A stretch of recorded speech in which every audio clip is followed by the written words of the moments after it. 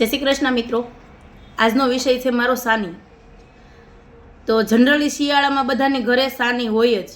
કોઈ ઘરેથી તલ લઈને બનાવડાવતા હોય અથવા કોઈ થોડી ખાતા હોય અમારી જેમ, તો એ રેડીમેડ લેતા હોય.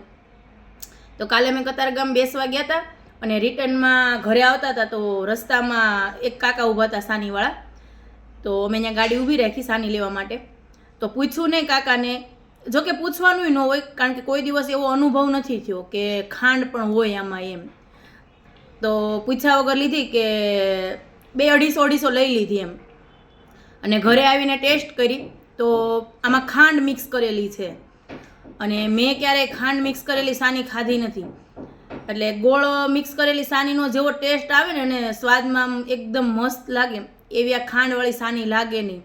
એટલે કાલની લાવેલા છીએ, હજી આમાંથી કોઈ ખાલી થોડીક ટેસ્ટ કરી છે, બાકી કોઈ એડું જ નથી.